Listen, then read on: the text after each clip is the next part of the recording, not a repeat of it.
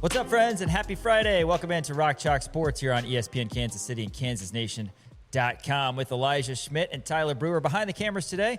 My co-host today is Daniel Courtwright. Hello. I am Sean Kellerman. Thanks for joining us, as always, here on ESPN Kansas City, live on Facebook, live on YouTube, and at KansasNation.com. You said that weird. I'm your co-host every day. You're my co-host today. Yeah. Every day. And you know what? Thanks for coming on with me. Oh, you're welcome. Wouldn't miss it for the world. Yes. Next week I'll be gone, so enjoy that.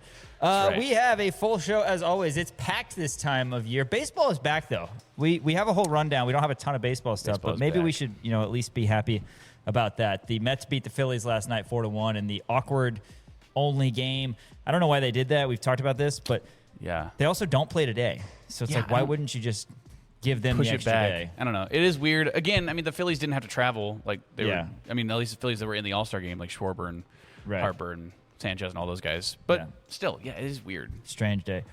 Oh my God, how did we not do this? Maybe if we completely run out of stuff today, which would be, unfathomable given all the content that we have.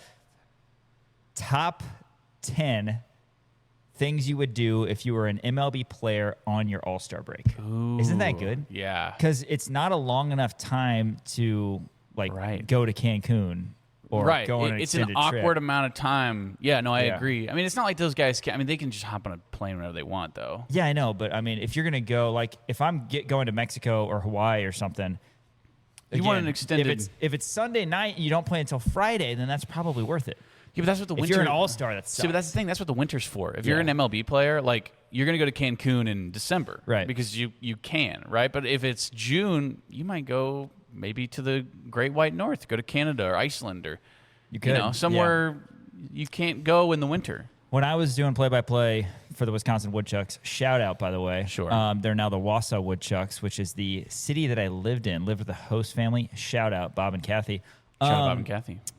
They, by the way, once my parents came up to visit and they brought them what was then Oklahoma Joe's ribs. Oh, yeah. And I remember Bob, who was probably 65 at the time, like looking at me like he couldn't believe how good it was. He's He seen didn't colors use- for the first time. Yeah, he didn't That's use any of the awesome. sauce, and he was like, no, it's too good. I don't need the sauce. I'm a sauce guy, so I lather my ribs in course. sauce, but no, couldn't believe how good the Kansas City barbecue was. Anyway, I say that because there was like a little 3-day All-Star break then, and it's not 162 games. It's like 70-something, and I'm not playing. I was just broadcasting the games. But still, like, you're circling those dates on your calendar. Oh, for sure. Because you got 45 straight days of doing something, and I think I've told you this before, but my brother was living in Appleton, Wisconsin at the time, and his college roommate, Mike Keys, was living in Chicago, and it happened to be that the Royals were facing the White Sox those days. During the All-Star break? Yeah, or the and we break went to you a had? night game and then a day game. Nice. Story gets better from here.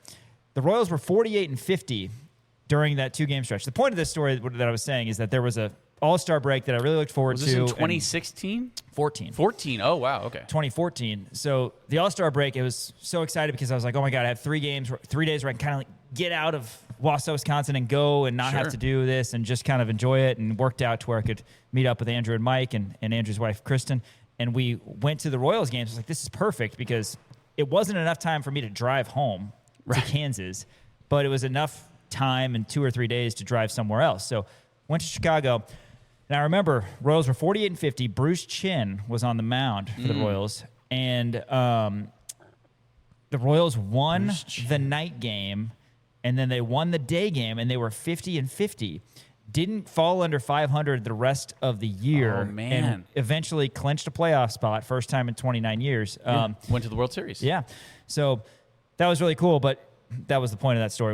It was enough time for me to go from Wausau, Wisconsin to Chicago, 3 hours away. But yeah, But I not think, enough time to go all the way back to that'd Kansas. be interesting. Makes I mean, sense. if you have a day game and you're done by 5 p.m. on Sunday, and again, like I said, you don't have to be somewhere until Friday, then that's Right. enough nights to where you could go somewhere interesting. But if you're Bobby Witt, like I guess you go. He lives in Texas. I guess you go, or that's where his family is, from Philly to Texas for 2 nights and then go back to Kansas City. I don't know. Does he? I bet he lives in Texas during the off season. Probably. I would yeah. imagine he does. I mean, there's a lot of guys who do that. Yeah, Like, their and they've home got bases and. they've got other houses. So I know, like everywhere. Kirk Cousins, like his home, like he lives in Michigan, Right. Even though he plays for Right. now for who does he?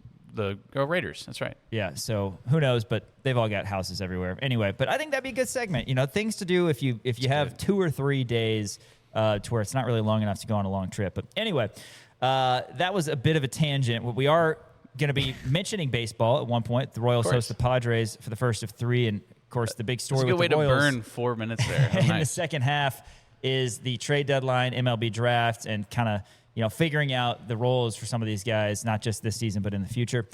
Here in the opening segment, though, we are going to give you a little cup check to start the show today and get your weekend started. Next segment, we're going to bring on Shreyas Laddha, Kansas City Star. All sorts of things to ask Shreyas about. Might even squeeze in some Summer League questions. Peterson wasn't really efficient in the Vegas Summer League portion for the Jazz, but high hopes for everybody on his career. I did see Kendrick Perkins. Granted, Kendrick Perkins, but he said that after watching Darren Peterson in Summer League, he said that his floor is Devin Booker now instead of Bradley Beal, which I think is probably it's good floor. Pretty good floor, I'd say. He's working on the turnovers a little bit, but I mean, still looks good. A word on KU Softball and TBT as well, and then Dan, we've got sports stock market coming up. Ding ding ding ding ding ding ding ding is on tap for that. I know right away where you're going with this Taco Bell thing. Yeah. Taco Bell, stock's down. We'll get into it a little bit more. I'm sure that everybody has heard about what's going on with Taco Bell. They actually took lettuce off the menu. Really? 14 hours ago, I saw that on BBC. So, yeah, crazy stuff going on there. More food stuff. Got some MLB. I have an interesting story from the MLB All-Star game that I wanted to get. We have some pictures of it that we'll show later. Also, more poop stuff. We've got a porta potty thing from Kansas City. I'm sure a lot of people saw that as well. Daylight savings is on there. A lot of good stuff here in sports stock market. Ding, ding, ding, ding, ding, ding. Do you want to put all ding. the poop things together, or do you want to spread out the poop? Usually, I like to spread out my poops. Oh, are you talking about for the segment? The segment. Oh, yeah. Sure. We can put it together. That's fine. After sports stock market, got some NFL Chiefs talk we want to get into. I saw an article that didn't make me angry, but I thought was a little bit inaccurate that I'll bring up. And Dan also wants to get into the NFL Top 100. And then shout out to stock's way down on Lamar Jackson. Is that so? Slid 67 spots. Oh my God! Wow. He was number 2, 6, 7. He was number 2 last year. Now he's number 69. Nice. How about that? We finished up our KU football opponent outlook segments yesterday looking at Oklahoma State. So now what we're going to do is we're going to head to the Rocky Mountains, and we are going to take a look at the Chiefs' Week 1 opponent. Deep in the heart of the Rocky Denver Mountains? Broncos, as the Broncos are out to prove, I'm sure, that last year was not a fluke when I think we all think that it was. But, they've got some good position groups, that's fair to say. They got really good offensive line. They got really good linebackers. And, Bo Nix, what's his health status? I think he is healthy.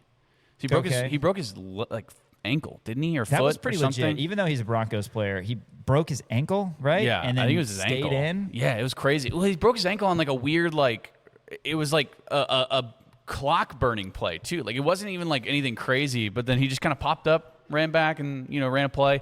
Is really, really interesting. And then you had Jarrett Stidham playing in the AFC Championship game, which is unfortunate. But yeah, I would assume he's healthy. Everything that I've heard that is, he's healthy. That's not a super long recovery time. I mean, hell, if Patrick Mahomes is going to be healthy, Bo Nix better be healthy. Yeah, if you're talking, hopefully everybody's out there. We don't need to see the Patriots, Broncos. Those are not teams that should be in the AFC Championship. No. The Chiefs, I hope, are. Man, Patriots, I am going to be Broncos so excited it's like when 2015. It's going to be nice because you have the Thursday kickoff game, right? I don't remember who it is. Is it Cowboys, Eagles, or somebody? Yes. But then you have the full slate on Sunday. This is the first week of the NFL I'm talking about, and then Monday night is the Chiefs. Man, I just absolute elation when kickoff happens. That Monday night, man, you know what I'm going to do? What's that? I might be over at Johnny's having a beer. So as of right now, there are 2 more Thursdays until there is no more, or until there's football. Is the Hall of Fame game on a Thursday? The Hall of Fame game is Thursday, August 6th. 2 more Thursdays. Can you believe that? Because you have... That's right. It's Wednesday. Wednesday, September 9th. Seahawks, Patriots. And then Thursday, September 10th, Niners, Rams. I'm talking regular season. I don't want to. Okay, I don't want to. I don't want to put out. What the is this flame. Hall of Fame game erasure? You tried to do this Hall of Fame. yesterday too. The Hall of Fame game is regular season National Football League. Seahawks, Patriots. Wednesday, the 9th of September, and then Thursday, September 10th in Australia. Niners, Rams.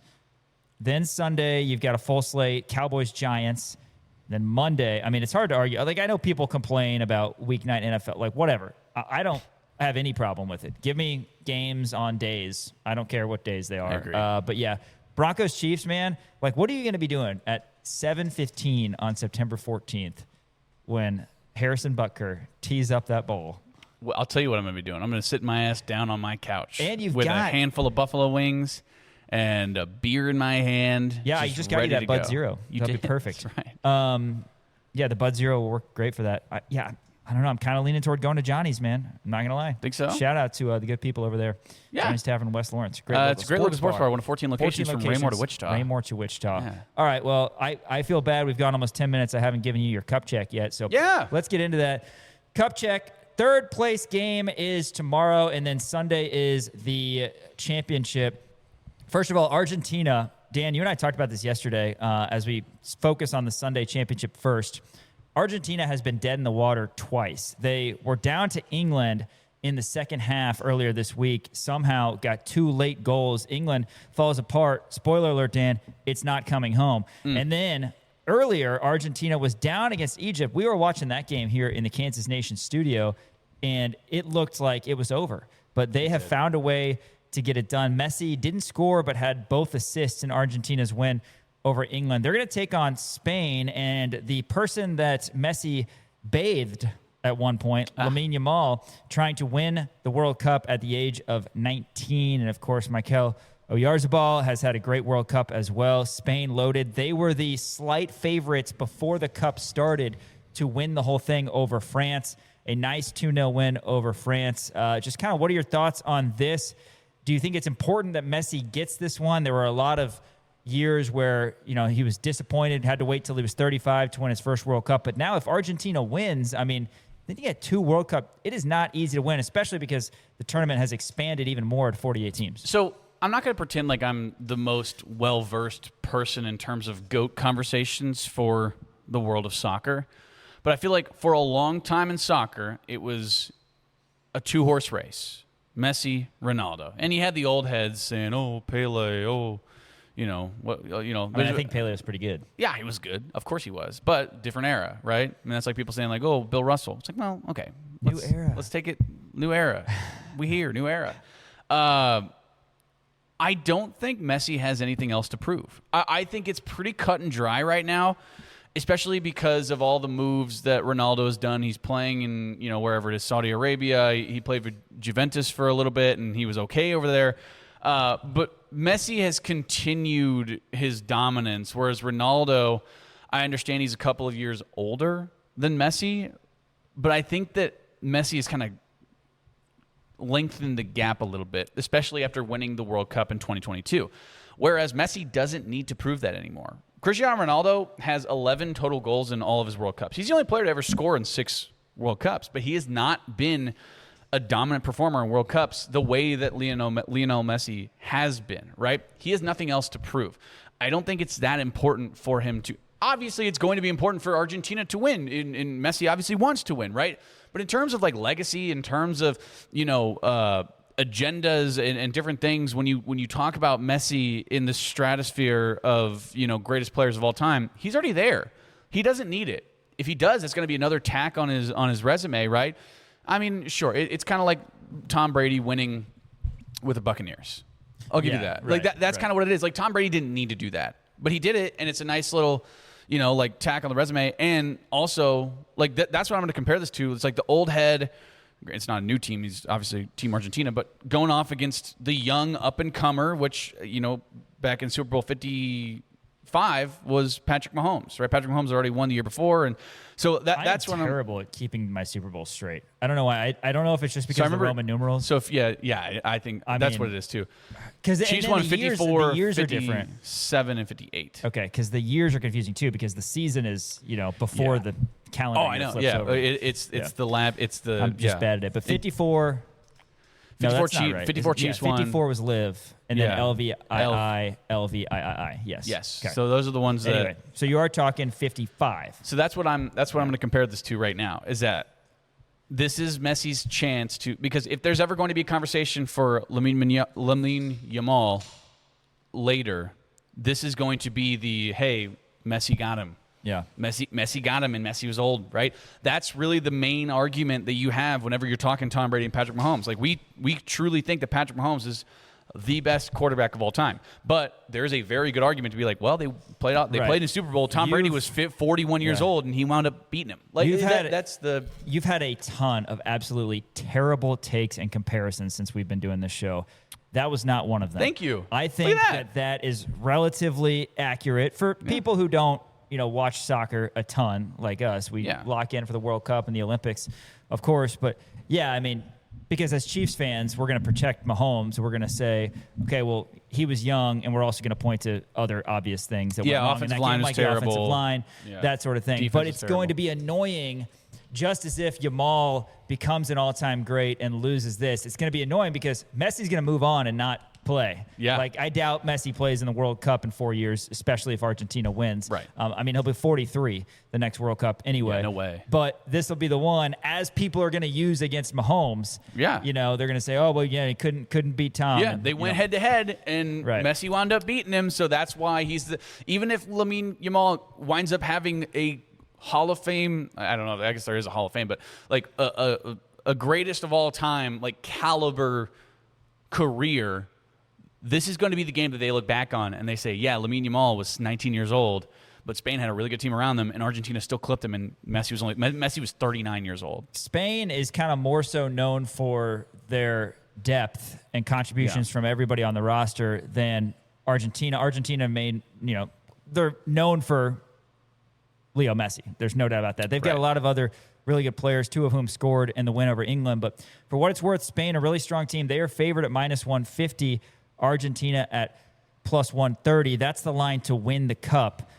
Money line, as in the 90-minute money line, Spain's +125, Argentina's +255, and a draw is +200. But again, to win the cup, Spain -150, Argentina +130. What do you think happens before we talk England, France? Okay, so the lines on this game, you said it's -150 and +130. I think Spain gets them. I really do, and I think it's solely because of the depth that they have, right? And granted, it's really hard to bet against Argentina because, like you said, twice they were completely dead against Egypt, completely dead against England, and they managed to come back and win those games. So it's really hard for me to kind of say, well, yeah, no, I think Spain's for sure going to go. But also at the same time, like, the depth is there, and Spain from the get-go has been the favorite. I think Spain clips them, and I think Spain wins their first World Cup since 2010. After group play, I said I like Spain to win this because I felt like they hadn't played their best soccer. We saw it. I mean, we were here watching the Cape Verde game, and Spain couldn't score, which was shocking.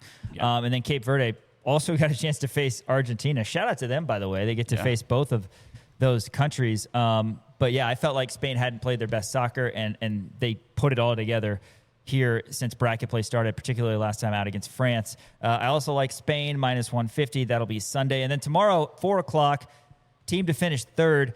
It's France and England. Of course, Mbappe looking to add to his already impressive number of goals scored in the World Cup. France is -215, and England is +170. Both teams are crushed. Again, this is kind of strange and not something we're used to as sports fans because you're used to, in the sports that we follow closer, when you're done, you're done. But in this case, you kind of peel yourself off the pitch and get back out there. Who do you like to take third? I think France. I don't know.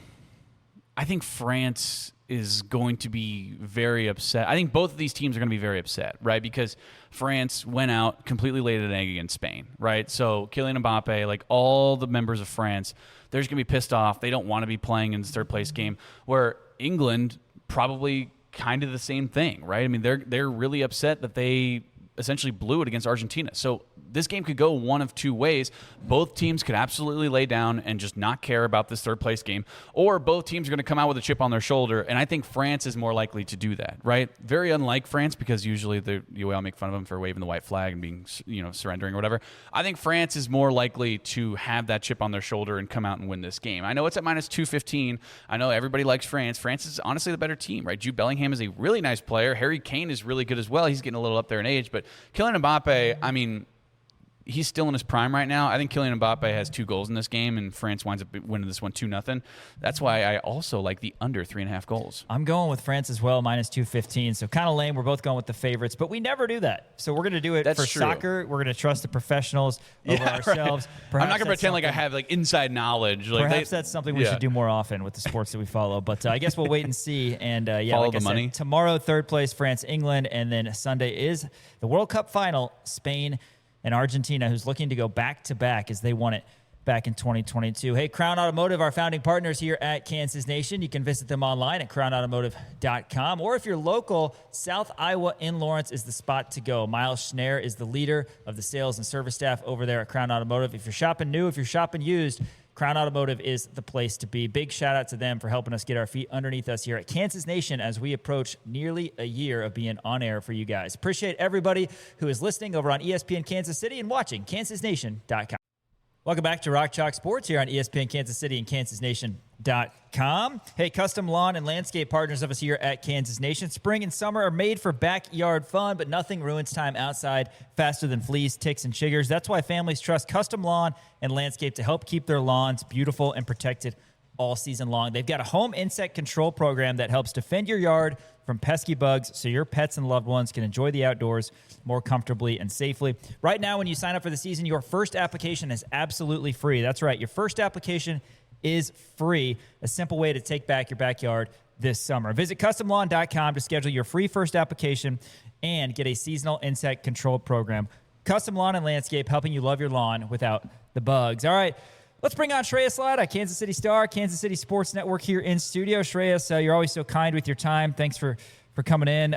Busy time, of course. We are excited for the games to start. Got a lot of auxiliary things to talk about with NBA Summer League, the basketball tournament, that sort of thing.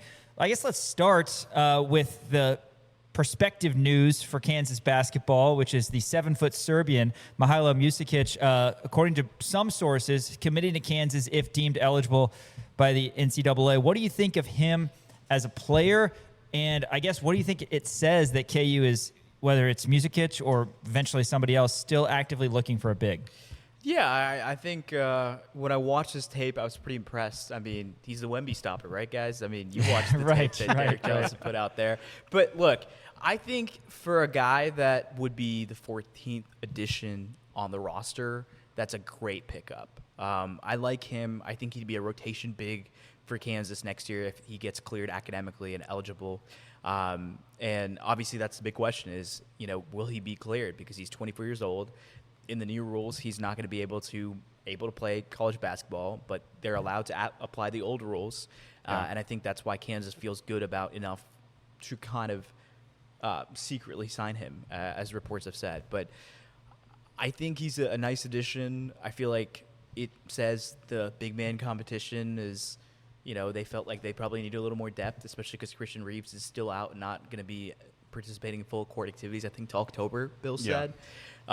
So I know Paul has had a pretty good summer, I've heard, and they've been really impressed with his coming back. I think he's lost 5 pounds, but he looks significantly in more shape.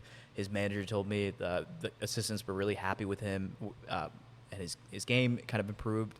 But look, whoever the big man is for Kansas next year, they're probably not going to be as good as Flory was last year on the offensive end. And, the question is, can they do the dirty work? Can they get the rebounds? Can they defend the rim? And can they get, 6 to 10 points a game on lobs? If whoever can do that best is probably going to win the starting 5 position for this team. Yeah, I mean, it certainly makes sense. And, just to further expand on the depth of the 5 spot, right? You have Paul Mbia, and he's the only healthy person you have as of right now at the 5 spot. Now, I've brought this up a number of different times, and I know it's probably not what you want to do, but Keanu Dawes played the 5 at Utah. Now, granted, it's because he had to. But, I mean, do you think that's something that Kansas could potentially utilize? Like, just hypothetically, if Kansas doesn't land another big guy, is Keanu Dawes essentially going to be that other rotational big, and they might go small ball a little bit, move Tyron Stokes to the 4 spot, or even throw in Davion Adkins because we're hearing some good stuff about him? I would be surprised if they do a little small ball with Keanu Dawes at different points this season with him at the 5. I think Davion Adkins would probably get a little bit more amplification of minutes, assuming that whoever is the starter, the backup would be either Embiid or Reeves, depending on how it shakes out. I think Bill said, as of right now, Reeves is the starter. I could be wrong on some like radio stuff or something. I might be missing something. But, I mean, there's so much time before the season starts. November. I still think my dark horse, I think, is Paul's going to win that job. Okay. That's where I'm staking my claim. Maybe I become a Paul and be a truther, but I just don't really think Christian Reeves is anything spectacular. The tape I've watched, the numbers, they're fine. Well, history tells us, I mean, Bill Self loves his own guys too, right? Yes. I mean, you look at the KJ Adams and like guys he recruited out of high school, like he's more prone to, I guess, playing them. 100%. And in Paul's case, I think he's made some vast improvements in his body and physique and athleticism. And I've heard he's looked well, but I have no idea because we're not there watching the practices or seeing the games. We have to see it in action. But, I think Keanu Dawes at the 5 is absolutely going to happen. We're going to have to see them play small ball at different points this upcoming season because there's going to be a lot of different lineups that they're going to face in the Big 12 tournament and in the Big 12 conference play. You want to be prepared for all of those. And, I mean, I'd watch some Keanu Dawes, small ball 5, and Tyron Stokes 4. Yeah. That'd be fun.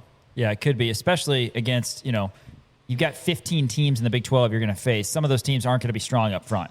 So from a matchup standpoint, you got to like that. Think how many playmakers you can have out there if that's the case, because Dawes is a really, really athletic 5. We hope that Paul can become, he's obviously a great athlete, but, Dawes has a little bit more bounce to him from everything we've seen. And Stokes, obviously, crazy good athlete, and we like our guards a lot. But, there's going to be 3 or 4 teams in the Big 12 that you maybe don't necessarily need to have a prototypical 5. So we can see that small ball lineup a lot. Shreyas Laddha, Kansas City Star, joining us. I wanted to ask you about one more depth thing on the KU basketball roster, something related to what we saw late in the summer last year. KU at the point guard spot. Nobody's been talking about that at all.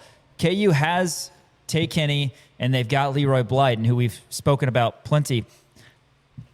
But, from a depth perspective, who else do you have after that? I mean, Stokes is a guy who can bring it up the court, and, who knows, maybe DPJ, if you will, is the type of guy that can have it. But Kenny and Blyden are going to be out there together a lot, too. Does Kansas look to add another depth piece in terms of a ball handler? Or, do you think that that's a shallow position group right now? I think so much of it's dependent on how the ball handling is split up, right? We're going to see Stokes bring it up at different points. We're going to see Kenny bring it up.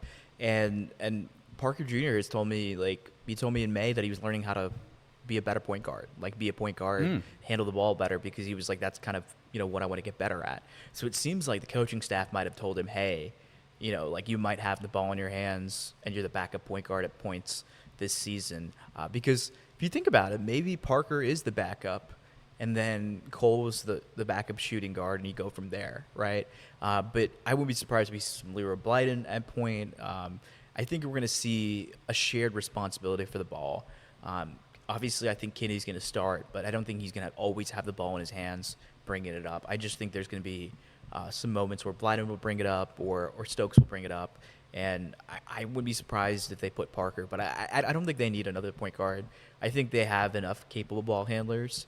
Now, playmaking outside of Kenny and Stokes, that's a question mark. But I need to see how Blyden and Parker look as if they're the guys bring it up. Can they look and find the right guys to set up and let plays kind of play out? Versus are they just looking for their own shot? Because they are 2 offensive engines that are really good at shooting and scoring the ball. Shreyas Laddha from the Kansas City Star joins the show here in the Kansas Nation studios. You brought something up. You kind of blew past it, but it caught my ear. You said Cole Rosario probably going to be that backup backup 2 essentially, or backup shooting guard, I guess, if you will. Like I guess when you look at Cole Rosario and what he was able to do last year, obviously starting off the year, and then the minutes certainly waned for him. I mean, do you think he's going to be able to take that step up and be one of those starters? Or are you looking at him more as a rotational guy? I think it depends on the biggest question mark we had coming in after last year.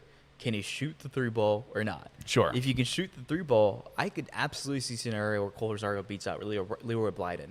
He's a lengthy shooting guard that can play defense, has great bounce, can rebound the ball. He has a lot more pluses, I think, overall than Leroy Blyden does. I think Blyden is a little more of a one-dimensional player. Not that he's bad on defense. I think he's a pretty good defender. He can get some steals. But he's short, you know. And even though Tay-Kinney's now 6'3", a guy who's 6'3", and then you have a 6'1" guard or 6'2" guard, you know, if Cole Rosario looks good alongside Kinney and his shooting is for real, like, I mean, he started last year, I wouldn't be like surprised if he wins the starting role and Leroy is playing platoon minutes. You know, maybe he's a 6th man and Dennis Parker Jr. is a 7th man or something like that. But that's a positive thing for Kansas, I think. If Cole Rosario is good enough to start for you, then you have a lot of depth on this team. Yeah, absolutely. Shreyas, I wanted to revisit something that we haven't talked about in quite a while since he announced his return is Bill Self, right? And this is something that I guess we haven't talked about, like I said, for some time, just because of the fact that he did say, hey, I'm coming back, I'm focused on winning a championship. But I guess when you're looking at this season as a whole, I mean, do you think this could potentially be curtains for Coach Self after this year? You think he's got a couple more in him? I mean, he's in his mid-60s, right? And, you know, obviously he's had the health issues. But, I mean, how are you looking at this? Or, I mean, do you think we'll hear anything beforehand? Do you think we'll hear something afterwards when everything is all said and done? Or I guess where do you sit with that? Well, I don't expect a Coach K farewell tour for that. Bill I Self. hope not. That was kind of insufferable, to be honest with you. Coach K, Derek Jeter, Dwayne Wade. Kobe did it too. The Kobe one was a little insufferable too. Yeah, but I mean, I'm not a Kobe. There's a lot of guys who, yeah. like, I'm like, oh, like they just no. come on, I honestly think Bill has 2 years left in the sense of it's either this year or next year. I mean, that he retires. I think I'd lean towards this is the last year. Not to make plight of this thing, but, like, unfortunately, Bill's had health issues every single season, you know, over the last 3 seasons, and something has popped up. And you hope that doesn't happen. But also on top of that, like, I think this team is going to test him in some ways with some of the guys on the team. And some of the personalities. And I think Darren and the entire situation last year was difficult for him, and it was a stressful situation. I wouldn't be surprised if after this season, hopefully they make it out of the second round and make a decent run, that he decides, hey, like, I think this has taken a lot on me mentally and physically, and I think it's time to hang it up. Hopefully he does it on a winning note, you know, like he goes on a deep run, or they make an improbable run to the championship or the Final Four, whatever. But, like, I'd be a little surprised if this Bill is here past the next 2 years. I really don't see it, candidly, and I think he was very close to not coming back this past year. I'm hoping whenever Coach decides to hang him up that he at least is similar to Coach K in his retirement in terms of hanging around the program. I mean, everybody would love that if he is some sort of, you know, advisor to somebody. I mean, you're going to want him in those doors. So we'll see on that front. But yeah, hopefully that's the only way I want him to be like Coach K. Oh my God. Well, yeah.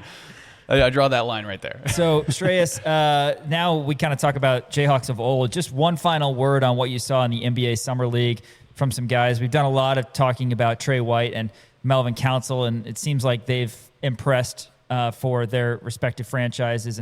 Peterson kind of got cold. He wasn't very efficient. I think that's going to be his next step, is not necessarily forcing as many shots offensively. But your thoughts on those 3 guys and anybody else that you want to highlight in the Summer League? Yeah, Peterson had a really good start. The first 2 games were amazing. The last few games were not. I think he was forcing things, but also, like, the competition around him, like, the guys around him are really bad. I don't think he's going to look like that in the NBA. Ideally, he's not getting double and triple teams, you know, candidly. I've really been impressed with Trey. I mean, he's averaging 16 a game with 6 rebounds and almost 3 assists. in the 3 or 4 games that he's played. But he's been shooting 38% from 3. Like, that's probably the most impressive thing. And we talked about those guys. Like, in the NBA is like you have to have a skill that you're really good at. The question with Trey was, is the shooting real or not? So far, through 3 or 4 games, the shooting looks real. Last year, he shot 40% from 3. This year, or this summer league, he's at 38%. It seems like, I was reading Twitter and kind of the Miami Heat, like subreddit. It seems like people want to bring him on as a real player, maybe as a two-way guy or as a guaranteed contract or whatever. But I mean, the Heat definitely have roster spots. I mean, after the Giannis trade, it feels like they need guys like Trey White to kind of fill out the roster. And I think he's in a good spot, especially there. And Melvin had some decent showing at different points in the summer league. But I think Trey really solidified himself as a potential two-way guy at the very minimum. Yeah, absolutely. Plus, he could potentially play with LeBron. Yes, who knows? That's true. Do you have any insight? Just real quick, where do you think he's going? Where's LeBron going? I just checked this morning. So actually, I want to hear. I checked the DraftKings odds this morning. What do you think? I think it's either Philly or Cleveland. Okay. Oh, I saw Golden State. I know Golden State was pretty high. They're still Warriors. slightly favored at plus 160, and then Cleveland was plus 170. I don't remember. I know Philly and the Heat, I think, were after that. About that. Okay. So you think it's Philly or Cavs? Yeah, there's been a lot of murmurs about Philly on the Twitter sphere, and I think the Cavaliers are the Cavs, so they're always going to have a really good shot. Sure. I would love to see him on the Warriors. The unction would be fun between him, Al Horford, Steph Curry, Jimmy Butler. I would weirdly cheer for that team. I would too. I don't think they'd win anything, but it would be really fun to kind of watch a bunch of old dudes. What's interesting though is it's like the Nets did it. Yeah. I mean, if he goes to any of those other teams, he's at best the third best player on the roster. Yeah. Philly, the Heat, Cleveland. I mean, he's at best the third best player, maybe the fourth best player on those rosters. So, I mean, if you want to win a championship, then that's... Yeah. Golden State feels like a nice swan song if he gets to play with Steph. Yeah, that'd be so cute. That would be fun. Yeah. It'd be fun. They're not going to win anything, well, but it'd be fun. Oh, yeah. I mean, it's like two former rivals coming together in the twilight of their careers. 100%. He said the Yankees were trying to get him. Right. Oh, I'm sure. I need him to decide. I'm tired of hearing about him. I know. I kind of like it. I He's kind of like him being a He's taking diva. a lot of attention, man. Even Adam Silver's ready for him to make a decision. I think I saw comments about that. Yeah. It'll be he needs to make a decision very, very quickly. Wanted to talk to you just about TBT because that's the big thing that's going on right now. I mean, Mario Chalmers is going to be playing with the TBT. I mean, are you going to be covering this at all? And I mean, how cool is it to see some of these Jayhawks of old getting back out there? I think it's going to be really awesome. I'm excited to watch it from afar and not be covering it. Okay, all right. I think our interns will probably be covering some of it. I don't think I've ever covered TBT candidly in my time here because usually I'm taking vacation around this time, guys. I was doing work this week and I was like, man, what do I write about? And then I realized, wow, I've been taking a vacation at the right time every July because there's nothing to write about in these few days. I don't know how you guys are finding things to talk about. It's a grind. I was just like, I don't even know. Like, we haven't talked to Bill. We haven't talked to the team because everything going on with the surgery and stuff like that. But I mean, it'll be fun to watch. Excited to not cover it. I think Mario will be a big addition, and they'll have one less player now after the news from this past week. But yes, we touched on that. We literally just read your article, and we're like, that is all we have to say about that. Yeah, that's Shreyas, I was going through your Twitter because I know you do a KU mailbag as we do. You have more direct Kansas questions, where ours are just ridiculous stuff every single week. It is fun. But I saw one that actually piqued my interest, and it's something that I didn't really think about. I don't know if you've had a chance to kind of dive into this, but there's a question about the offensive line and kind of the question marks surrounding that. I guess you do have a couple of guys returning who you feel confident in with Tavake Tuikalivatu. Amir Herring has shown a lot of flashes, and Calvin Clements obviously kind of the leader there. You also have a lot of transfers coming in, Nick Morrow, Kason Carpenter, all these different kind of names. In theory, on paper, you feel okay about it, but at the same time, quarterback style of play is also a big thing in terms of how the offensive line blocks. What are your thoughts on this Kansas offensive line for this upcoming football season? I think they're pretty big and physical. I was talking to program source about this earlier this morning, actually, funny enough. And Calvin's had a really good, strong spring. Take and Stroh, I mean, they're also big and physical. They love Amir Herring. Apparently, he's one of their highest graded offensive players. Wow. Amir Herring is. And Carpenter, the word I was told, dog. Let's go. So I mentioned in the mailbag, because I answered that question, you don't ever really know until you see the games. But I do think they'll be pretty good this year. But it's going to be some growing pains. You have a young quarterback at helm, whether it's Cole Ballard or Isaiah Marshall, the inexperience. There's going to be times where they're going to run into sacks. There are going to be times where they mess up protection or whatever.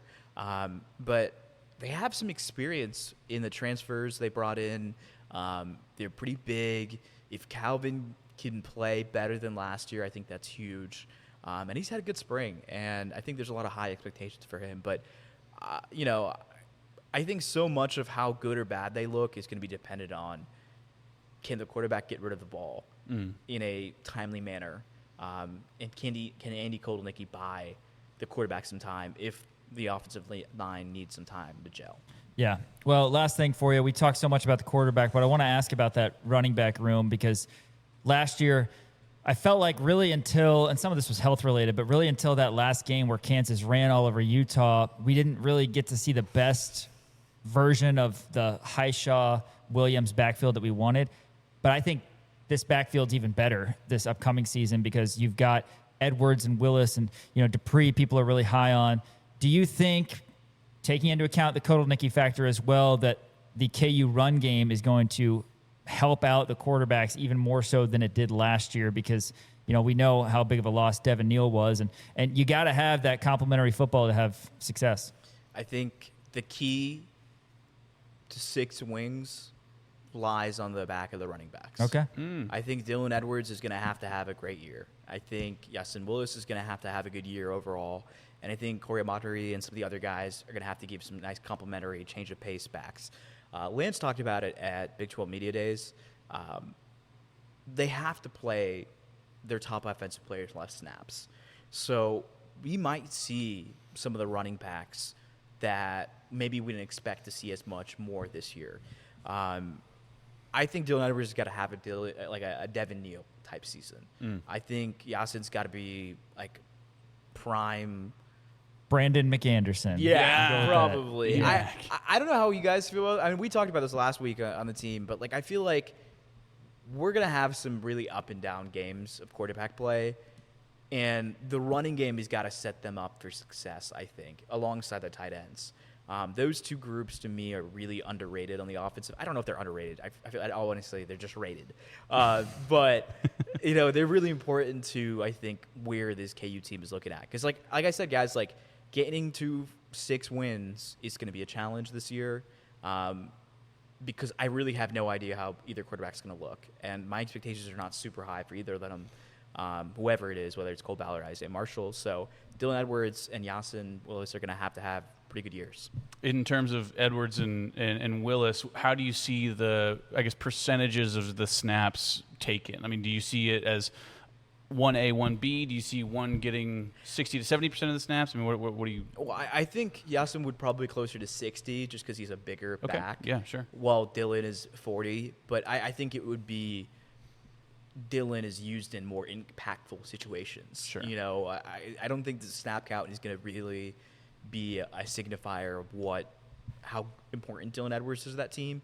Just because I think, he's such a small back, and you don't want him to go through the wear and tear that Yasin's going to be put through for short yardage situations or goal line situations. You want Dylan for the home run balls, for the screens, for him to be put at wide receiver points and go out there and use his wheels and get open. Yeah. Great breakdown. Shreyas Laddha, Kansas City Star. There's not a lot to write about, like you said, not a ton for us to talk about in these weeks, but fall camp will be here very soon. Excited to see you over at the press conferences, and then we start rolling, man. Then it's 7 minutes of 7 months of go for football and basketball. But always appreciate you, even in the offseason, taking time to come over here, my man. We'll see you soon. Absolutely. Always fun hopping out with you guys. Yeah, Shreyas Laddha. Check out all of his work, Kansas City Star, also on the Pay Heat podcast on the Kansas City Sports Network with Nick Springer. All right, we're going to roll on Rock Chalk Sports after this. A little KU softball news and much more. We've got sports stock market coming up a little bit later. Thanks for listening on ESPN Kansas City and watching KansasNation.com. With Jayhawk Checking from Central Bank, Jayhawk fans can carry their pride wherever they go with the official Jayhawk debit card. Central Bank is proud to support the traditions and communities that bring people together. As the proud community banking partner of the University of Kansas, Central Bank is committed to serving Jayhawk fans with banking options designed for real life, on campus, at work, and everywhere in between. Learn more about Jayhawk Checking and the exclusive debit card at jayhawkchecking.com. Jayhawkchecking.com, Central Bank, the proud community banking partner of the University of Kansas. Member FDIC. Have some KU softball news that we want to pass along. We keep you up to date on basically everything that goes on in the world of KU. But first, I want to plug an event tomorrow that's going to be really cool over at the Kansas Football Indoor Complex from 3 to 5 for kids ages 1st grade through 8th grade. It's our partnership with The Good Game. It's the Meet the Team Tour with Kansas football. They've done this in the past few months with KU baseball and KU basketball as well. And we have some staff members who are going to be in attendance, including Daniel Courtwright. He will be there, and he will be getting exclusive interviews, photos, quick hits, whatever you need on our socials at the Kansas Nation, Twitter, TikTok, Instagram, Kansas Nation on Facebook. I bet you're looking forward to that. Should be fun to connect with this new group of Jayhawks. Yeah, man, I can't wait. I'm just glad it's going to be inside. It's going to be at the indoor facility, so it's going to be nice and air conditioned. But yeah, it's going to be a lot of fun catching up with all these guys. I mean, we've been talking KU football throughout the entirety of this offseason, so it'll be great to kind of get them face to face, and hopefully I'll get some really awesome interviews for all of our social media hits and all of this different kind of stuff like that. So be sure to be on the lookout for that, and you can still sign up right now at the Good Game. Check out our Facebook, our Instagram, Twitter, wherever, because I've posted about it. Kansas Athletics posted about it. There's still time to sign up. It's going to be tomorrow from 3 to 5 out at the indoor practice facility. Should be a ton of fun. Ages, not ages, I guess. Grades 1st through 8th grade for boys and girls. You can sign up. A lot of fun games, different drills, and you just get to meet all the guys. I mean, how cool of an experience is that? It's only $50. I mean, that's a heck of a deal. So be sure to get out there to the indoor practice facility. Sign up at thegoodgame.com. Should be a ton of fun. I'm going to be out there. Jimmy Kaufman's going to be out there, and I have a big 810 sign behind me. Tyler Brewer's going to be out there with me as well. So be sure to swing by, come say hi. I love it. Yeah, no, we're excited for that. And again, if you can't come by, if you can't sign up your kid, if your kid doesn't fit in the age range, then still check us out on socials, and you'll get a kind of taste of the experience. Dan, KU softball coming off a fantastic season in which they reached the postseason for the first time since 2015 under 8th-year head coach Jennifer McFalls, now going into year 9. We know that they've got a lot of talent that they've got to replace. Some talent coming back, but a lot of seniors who lost their eligibility, of course. 3 new transfers for KU softball to be excited about. 4, actually. You got 4 new transfers coming in. One of them is a graduate. This is really exciting stuff. All of them are utility infielders, can kind of play anywhere in the infield. Probably the one that highlights it is going to be Grace Thompson coming over from Ole Miss. She played 4 years at Ole Miss. Graduated from Ole Miss, now is coming to Kansas. She batted .222 last year, 72 at-bats, 9 runs, 16 hits, 12 RBIs, 2 home runs, 4 doubles during last year. She hit a career high 294 batting average back in 2025, 17 at-bats. She started 14 games for the Rebels back in 2025. But, yeah, last year, like I said, batted .222. She has appeared in 63 games for the Rebels, but a really nice left-handed hitter in Grace Thompson as well. Really nice infielder, too. Also getting Sienna Mayer from North Texas. Interesting pickup here. 25 games for the Mean Green, 40 at-bats. She batted .350, 15 hits, 10 runs, and 3 RBIs. Also 97.1 fielding percentage with 21 putouts and 13 assists. So really impressive stuff on the defensive end for Sienna Mayer from North Texas. Going to be really exciting to see how she's going to be able to slot in. Plus, that was her freshman year, right? So she's going to be coming in as a sophomore. Got a long career ahead of her here at Kansas. Also bringing in Jasmine Ramirez, also going to be a sophomore this year. She comes over from Utah State.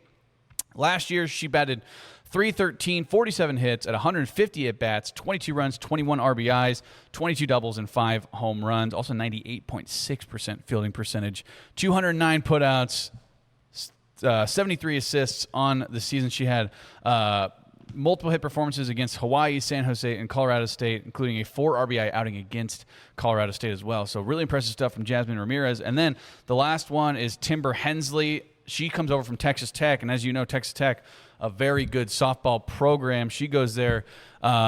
She comes over from Kansas after her freshman year. Only appeared in 7 games, mainly as a pinch runner. Not a lot of at bats recorded for her, but she's also a nice little infielder, really fast, kind of around the bases as well. So going to be a nice addition for sure. Whether it's pinch running, whether it's going to be her at bats, whether it's utility, infield, wherever they're going to put her. So yeah, 4 infielders transferring into Kansas and just adding to this nice roster that Jennifer McFalls has. Yeah, we're really excited. And again, we, like I said earlier, are going on a year of being in action here at Kansas Nation, but we're going to be expanding our coverage going into year 2 to the point where we're going to have game day coverage, not just of basketball and football, but we're going to have coverage every single game for the major Olympic sports. That includes softball when it comes around in the spring, but coming up here very shortly in the fall, beginning August 8th, actually, KU softball against Iowa, and then KU volleyball August 22nd is the first game against Creighton. Both of those 2 are exhibitions, but they're also both at home. We're going to have representatives, Kansas Nation, out there. But yeah, this KU softball team losing some really good players like Presley Limbaugh, like Campbell Bagshaw. It was really fun. I've said this before when we were doing a little cup check earlier, but we watched KU softball in the postseason here at the Kansas Nation studio too, and it's easy to get into. We're very, very proud. And again, the ascent of all of the athletic programs in the past 2-3 years has been unbelievable. Since Travis Goff has brought in new hires, he's kind of stuck with coaches like Coach McFalls that he believed in, and yeah, it's very exciting. So, some names to know for KU softball before that season comes around here in late winter. All right, the basketball tournament, we've talked about this a lot. I want to get your thoughts, Dan, not on the roster necessarily of Jayhawks Hoops, but on something else to update everybody right now on TBT. Tuesday, 8 o'clock is going to be Game 1, Jayhawks Hoops against Purple Rain. That's the K-State alumni. Wednesday at 7 will be Game 2. Game 1 is in Manhattan. Game 2 is in Topeka, and then if necessary, Game 3 will be Friday, 8 o'clock in Manhattan. And again, it's a best of 3. Winner will advance to take on the winner of the Wichita State versus New Mexico matchup in their best of 3. The Jayhawks that you need to know on Jayhawks Hoops: Marcus Garrett, Frank Mason, Zeke Mayo, Tyshawn Taylor, Mario Chalmers, Darnell Jackson, Kevin Young, Carlton Bragg. Kansas also has a couple Washburn guys, and Jacob Hanna and Andrew Orr.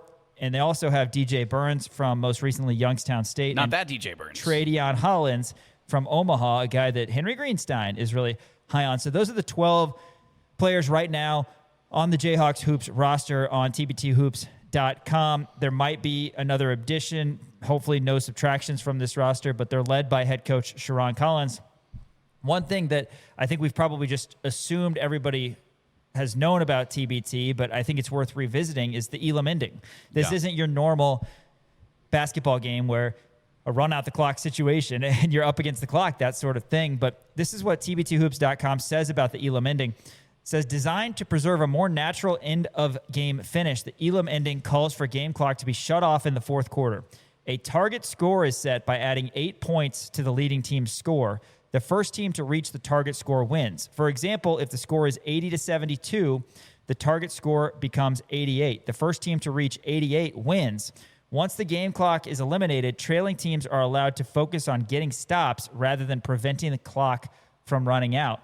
I'll be interested to know if we're talking, NCAA basketball and 2046, which at that point the NCAA is going to be gone. If we're talking a postseason tournament in 2046, is anything going to change? Do you think the Elam ending is something that could perhaps be something that basketball moves toward? And that's probably a tough question right now, but it does add an element of excitement. I like basketball with the clock. I think it's, strategically, and it would be a big change.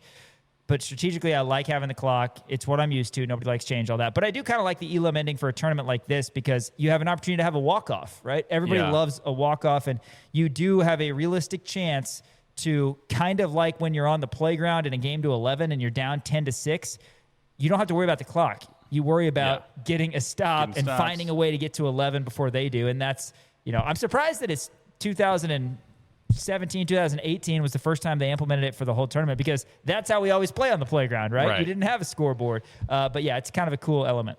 That is true. I guess I never really thought of it like that. The way that I view the elim ending is kind of gimmicky, right? And it's like it's fabricated excitement. Does that make sense? Where every single game ends with a game winner. It's like, well, okay, but that's not how basketball is played. You know what I mean? And also it takes away the excitement of like actual true buzzer beaters, like actual true game winners. That's the thing that I don't love about it, right? Where I really hope, and now granted, maybe this is just me not liking change, but I think that true basketball was meant to be played with a clock and running out the clock, the strategy of burning time, the strategy of playing with the clock, that's a part of basketball that I think should never change.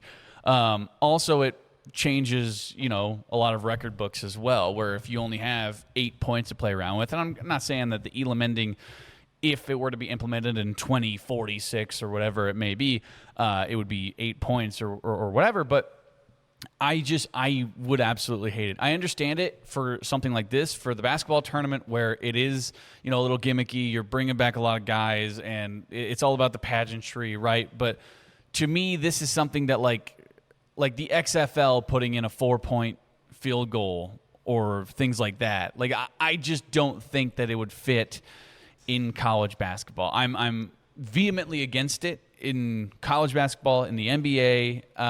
If they want to try it out in the G League or whatever, that's fine. But it feels too fabricated, and I feel like it takes away from the actual pageantry of a true buzzer beater and a true ending to a basketball game. And that's fine. That's fine. I don't hate it because that means there's like this. That means there's no overtime. There could never be overtime. Right. So I like target overtime score. games. Fair. If there's a That's target fair. score, there's never going to be overtime. I did like kind of the overtimes. playground analogy though, because that's always how you play, right? You were just playing twos with somebody last week, and you said you got down early, came back and won because you got stops. And Shout out to buckets. Elliott. So yeah. I guess I never really thought about it in terms of playground rules, but if you have a clock operator, I think you should always have a running clock. I think you should always have an end time to where that's when the game ends, is when the buzzer goes off, not when the game. Because again, it feels fabricated. It feels too much like they're trying to force big moments on you. And I understand it. Like, big moments are fun. But then if every single game ends on a big moment, that kind of dilutes the big moments, like the true big moments, and you're not going to get those buzzer beaters anymore. Like the 1983 NC State dunk at the end, or Mario Chalmers three-pointer to send it into overtime. Like, you're never going to get stuff like that ever in college basketball if they were to implement elim endings into college or NBA or like high school even. Like to me, I'm out on it. It is kind of interesting that they do a little bit of a hybrid with the clock and then the elim ending as well. But it's worked for this tournament, at least, as they're going on tournament number 8. Here maybe there might be a nice elim ending middle ground where you could potentially, after 2 overtimes, you could go elim ending.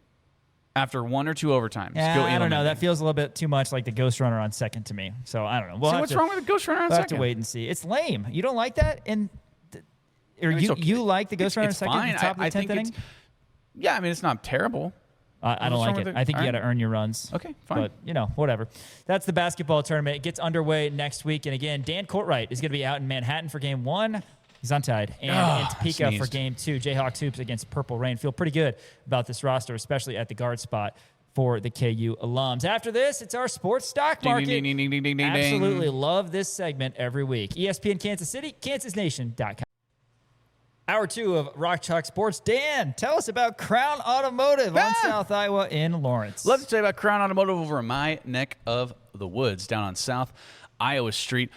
Be sure to check them out if you're in the market for a new or used car. They have a ton of great variety of different brands. They have new Toyotas and Volkswagens, Tiguan's, Taos's, Jettas, Camrys, Corollas, RAV4s, Tacomas, Tundras, you name it, they've got it. And if those aren't your jam, they have a whole line of used cars as well from a number of different brands. They're going to get you in the car that fits your lifestyle. I always say this. You know, if you got 4 kids running around going to soccer practice, they're not going to put you in a sporty little thing. They're not going to try to put you in some sporty little thing. They're going to get you in the car that fits your lifestyle. Friendliest sales staff in the whole tri-state area. And it's all run by the 2025 Lawrence Citizen of the Year, Miles Schneer. You know that you can trust Crown Automotive to get you in the car that you deserve. It's the car that you deserve. It's not the car that they want to push on you. There's not cars sitting there that they're like, oh, let's see if we can push this car on somebody. No. They're going to get you in the car that you deserve. CrownAutomotive.com or CrownMotorsVW.com. Sports stock market now. Let's start with Taco Bell. I know our resident technical director, Elijah Schmidt, loves Taco Bell, but he might be loving it a little bit less nowadays. Daniel, tell us why. This actually might be a true stock is down. Yeah. Is Taco Bell a publicly traded? It's Yum, right? Yum Industries. I have no idea. Well, because I thought Yum Industries was like KFC, Taco Bell. Because you'll see sometimes they'll be mashed together. I'm pretty sure it's Yum. It is Yum. Is stock down on it? You see it on the Wall Street thing. What is it called? The markets, the stock market. I would imagine the stock is down because of the fact that there has been a parasite outbreak, according to the CDC, with the iceberg lettuce that has been provided to Taco Bell. And it's not just Taco Bell, by the way. It's also major retailers, Walmart, Target, and Whole Foods, is the stock actually down on it? Down 9% the last 5 days. Stock is my God, goodness, that's brutal. This might be the first time we actually pulled up the market. I know. In this segment. Yeah, I know. That's what I'm saying. Stock is literally down on Taco Bell because there's a parasite outbreak. Apparently, it's there's a nationwide cyclosopriasis outbreak. In layman's terms, that means people are pooping. People are pooping their pants. It's really bad stuff. Apparently, there's been a lot of hospitalizations because of this too. But apparently, there's been a parasite outbreak from Taylor Farms. They have actually linked it back to the lettuce manufacturer, which is Taylor Farms in California. And they sell those bagged salads at your local grocery stores. That's right. The bagged salads, the Taylor Farm, the chopped kale salads, the different things. Like I said, it's not just Taco Bell. Taco Bell's getting kind of the brunt of this, which I think is a little unfair because it is also Walmart, Target, Whole Foods. Taylor Farms, they provide a lot of lettuce to a lot of different people, and it just so happens that Taco Bell is one of them. But it's been linked to, I guess there's at least 34 different states where people have been 34? I read initially it was 5. This is from CBS Evening News. Oh my God, I'm on AP Tony News. DeCopel. I'm on APnews.com, but this is this says this is APnews.com. It says psoriasis outbreak, 35 different states. That's crazy. Where people have been affected. Taco Bell is going to use a different supplier, it sounds like. Yes. See, that's why I don't eat vegetables. Right. This is why. You can't eat vegetables. That's smart. You gotta just stick with the meats. I did see, by the way, this is on BBC. Said that BBC News. This is 16 hours ago. Taco Bell removes lettuce from their menu. So no more. I mean, you can get a Crunchwrap Supreme, but it's just gonna be tomatoes in there. No, it's not. A Crunchwrap Supreme has way more than tomatoes. It's no, got I'm just. beef, it's got a tostada. It's got nacho cheese. I'm talking about the actual vegetables. Tacos and onions, right. or tacos, tomatoes and onions. That's it. Yeah, I'm pretty sure the tostada has corn. Okay, fine. You also have corn tortillas. Mm-hmm. Is that really? I mean, that's like saying that's not. You're a wrong vegetable. about this. Tortillas are not a vegetable. Anyway, unfortunate. And you said you had another poop thing. I do have another poop thing. This is actually crazy. We don't have the video of this, but apparently somebody in Kansas City. There's a fire department in Kansas City. They got called out to a porta potty, and actually the guy who runs the porta potty company came out with a video. They had to cut a man out of a porta potty tank. apparently he fell in there. I was really hoping this is a raccoon when I first pulled up the video. So did I.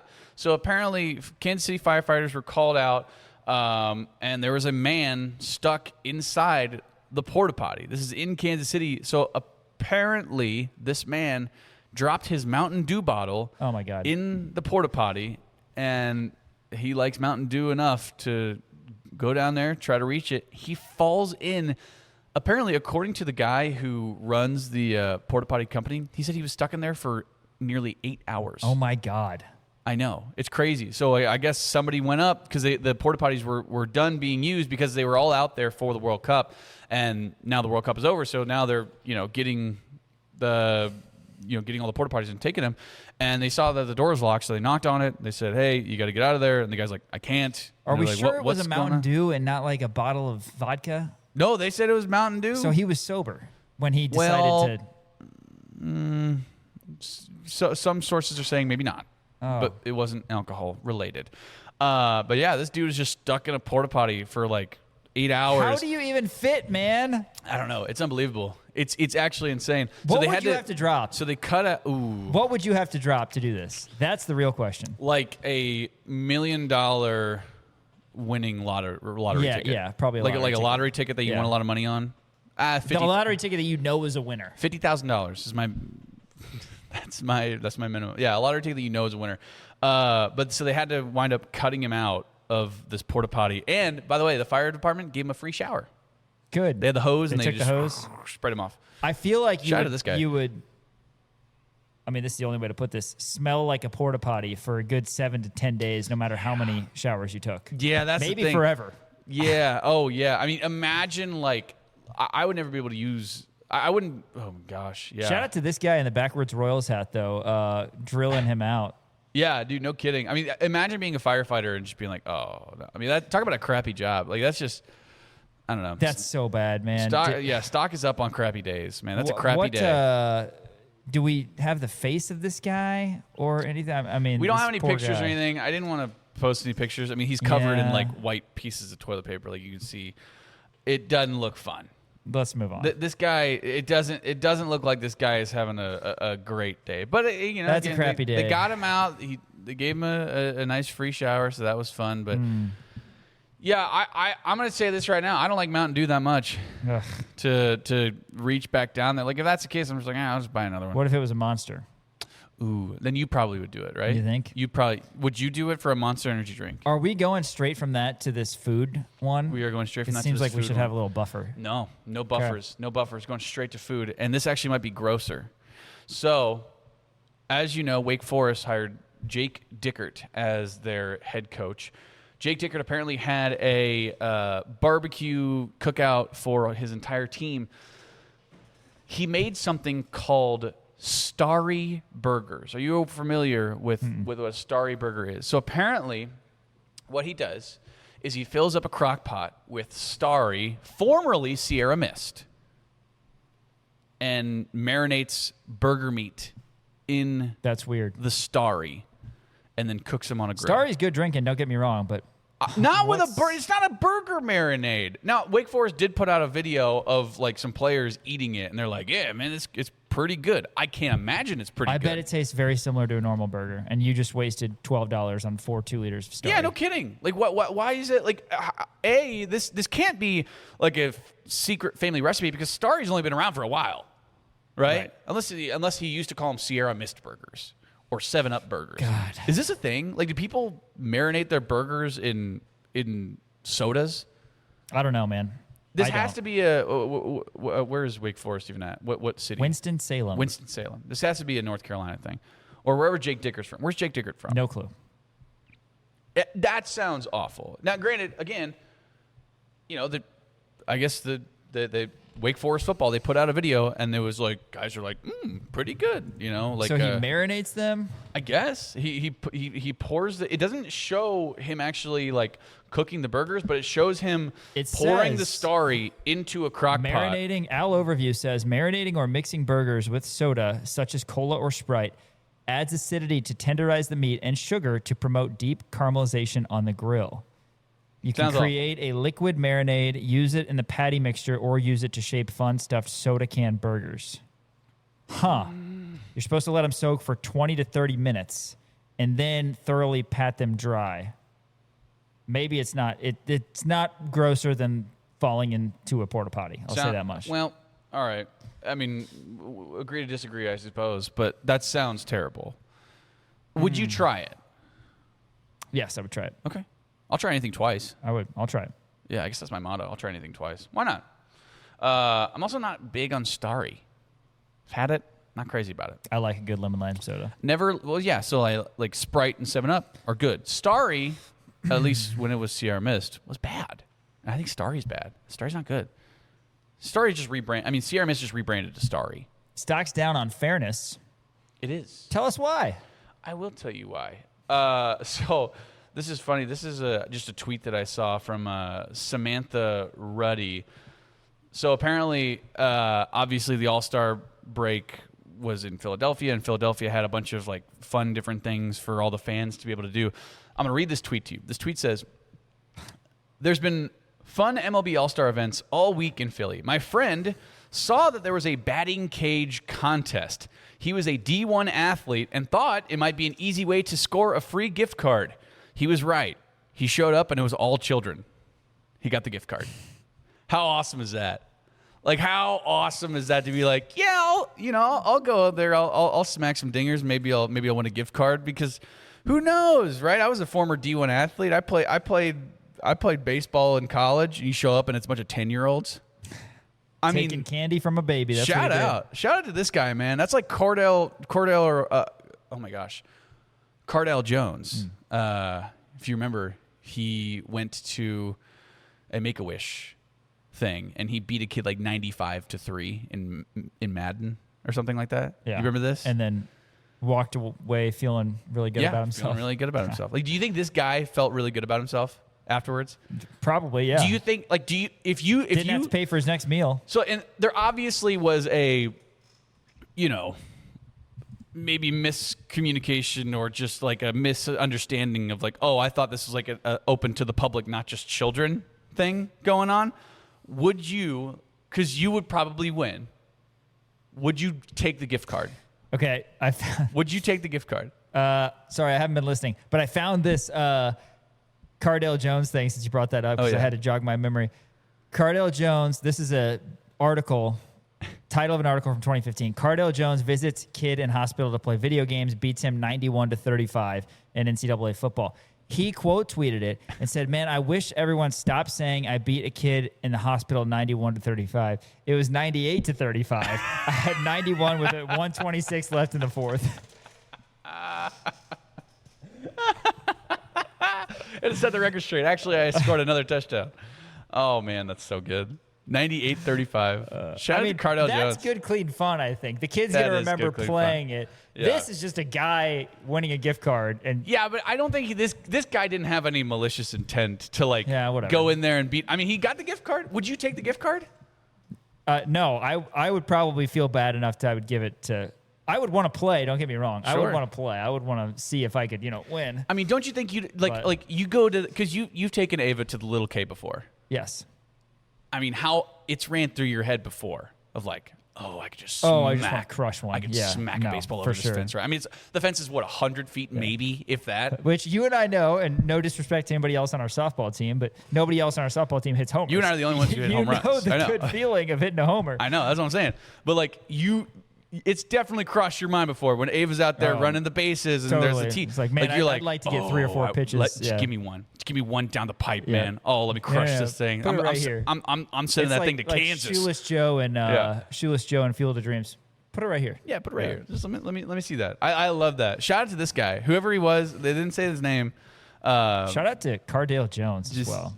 Yeah, shout out to Cardell Jones, man. What a guy.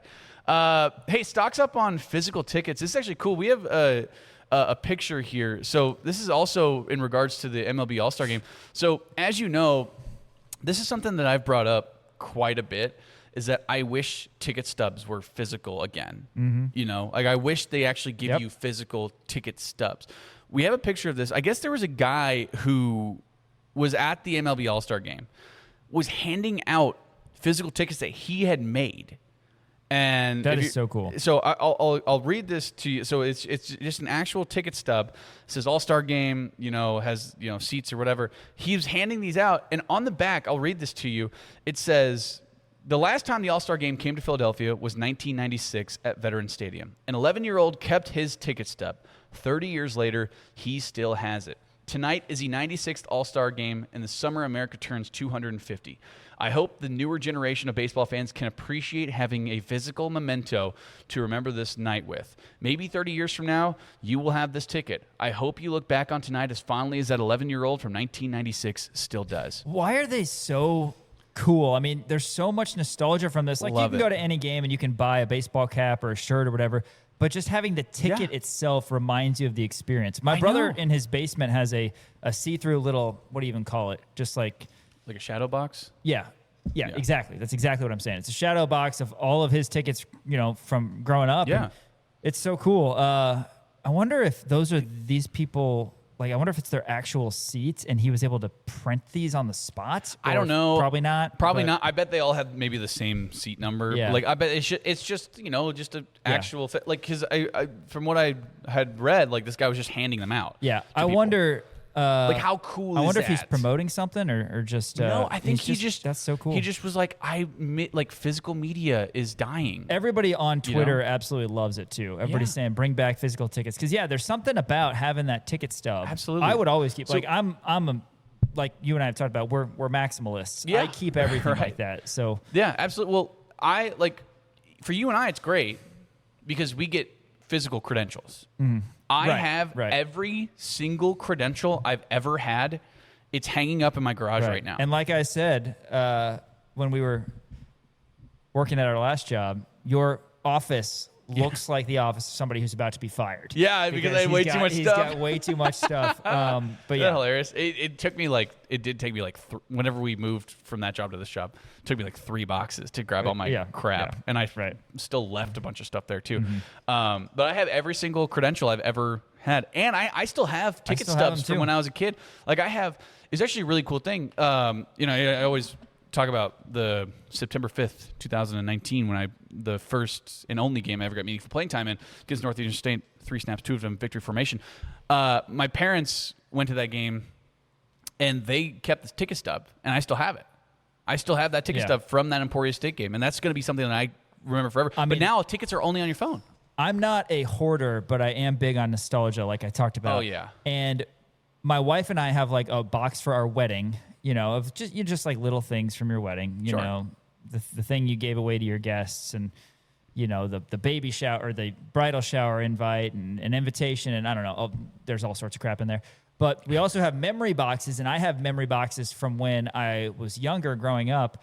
And Caitlin has one, and it's, a little cube, a little Target cube like that. I've got 3 of those. Nice. Of that. Yeah, right. And I am older than her, but I'm not that much older than her. But I've got all sorts of random stuff in there. Because I'm like, I don't want to get rid of it. So, I love physical tickets. I have physical tickets in there from Royals games I went to. And the word that I like to use, and I don't think this is an actual term, but I'm an emotional materialist. Does that make sense? Right. Like, I attach emotion to things. Totally. And so, I have, and granted, it's a little different, but I have my high school jerseys framed, and they're down in my basement right now. And I have a bunch of different different things that mean a lot to me. Even T-shirts like this. I'm wearing a 2008 Orange Bowl T-shirt right now. I'm never getting rid of this.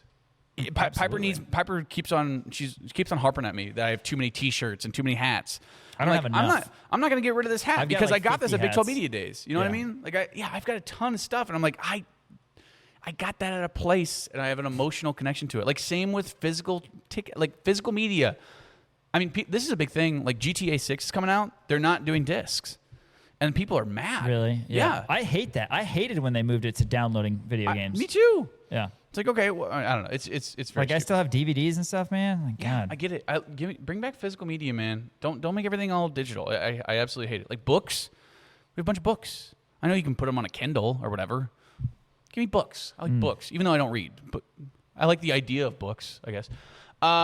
Hey, stock is down on daylight savings. Apparently, the U.S. House of Representatives just passed legislation to abolish seasonal time changes, making daylight savings time permanent. They voted 308 to 117.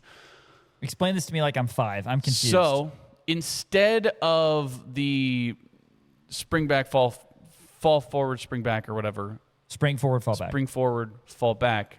They're going to be permanently in daylight savings time. Which is it still going to be light at 9:30 in the summers? So 9:30 p.m. Yes. Okay. So that's going to remain the same, but it's going to be not as dark as early in the winter. Not as dark as early in the winter. So like January rolls around, like you're going to get you're going to get sunsets at like 6:30 instead of 5:30, okay. right? Which is fine. But I have an issue with this. If fully approved. If fully approved, it still has to go through the Senate.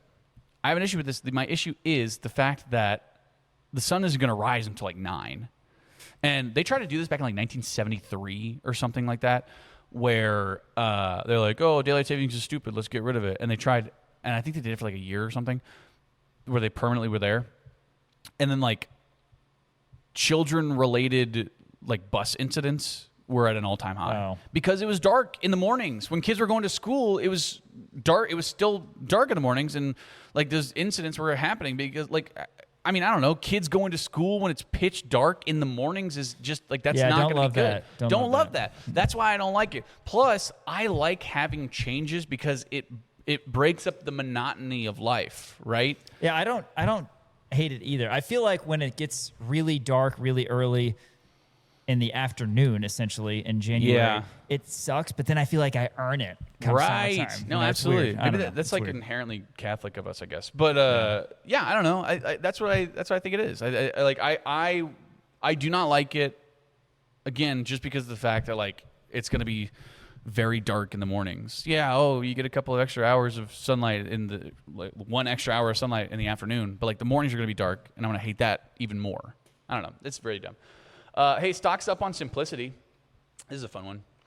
So ACC Media Days is going on right now for football. By the way, I saw a sign that said no tripods, which that would not bode well for us because we're big tripod guys. Yes. This is from Pete Thamel. It said, fun nugget from North Carolina center, Christo Kelly. Talking about Bill Belichick's simplicity and devotion to football, he said that Bill Belichick drives a red Volvo station wagon from somewhere in the 2000s. He's just a simple man, quote, Kelly said. You know why I like this?